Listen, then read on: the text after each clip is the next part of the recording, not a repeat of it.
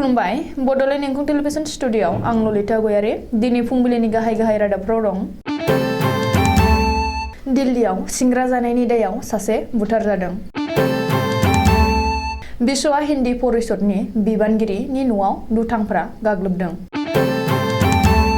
नाइजेरियायाव अइल refinery बेफ्रुनानै गोबां सुबुंनि जिउ खहा।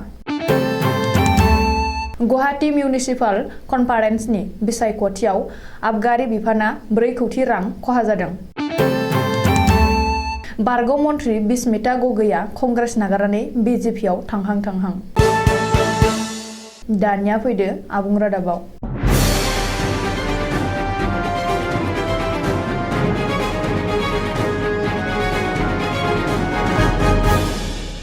दिल्लीयाव दखानदारनि गनायथि लायाबालाबा सिंग्रा जानाय सासे सुबुंखौ दखानिया बुनानै बुथारदों।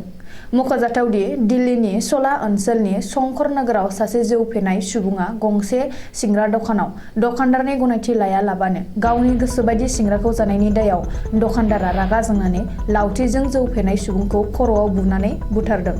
सुलुङाव मिथिनाय बायदिब्ला जौ फेनानै सिंग्रा जानायनि दायाव गलादारजों बुथारजानाय सुबुंखौ बिन'द आहिबार होनना सिनायथिनाय जादों आरो बुथारग्रा गलादारखौ हारि सिं आहिबार होनना सिनायथिनाय जादों।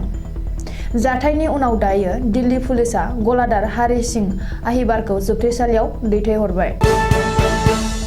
सिनाय मोनै दुथांफोरा हरनि समाव फैनानै गाग्लोबफैदों।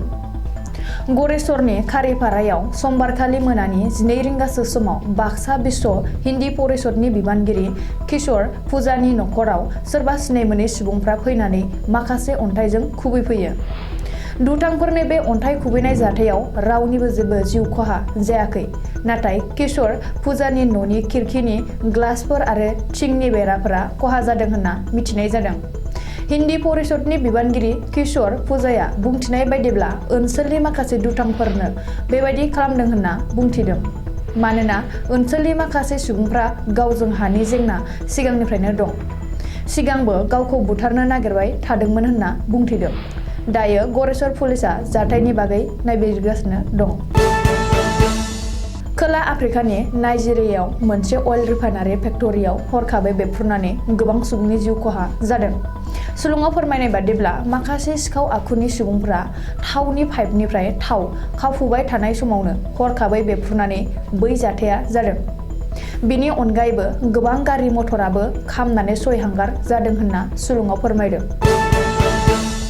खोनानायाव उसुबिदा खोनायोब्लाबो सैथो बाथ्रादि आसाम एक्साइज एबा आबगारि बिफाना थांनाय गुवाहाटी मिउनिसिपाल कनफारेन्सनि बिसायख'थियाव गासै 4 कौटि रां खहा जानांदों।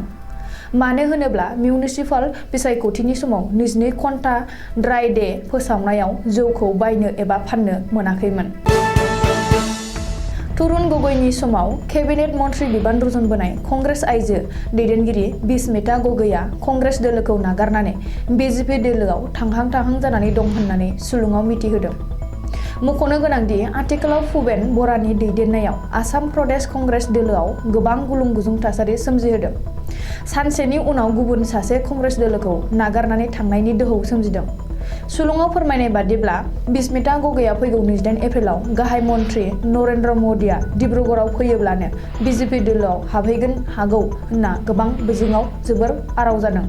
ओजोंहाय सयागावनि कंग्रेस एमएलए रबिबुद्दिन आहमेद, जामुगुरिनि एमएलए रबिकुल हुसेन मोनहाबो कंग्रेस दोलोखौ नागारनानै असम गण परिषदआव हाबहैनो हासिगौ होनना मिथिहोदों। दिनै फुंबिलिनि रादाबा एसेनोसै। गोजोन्थों।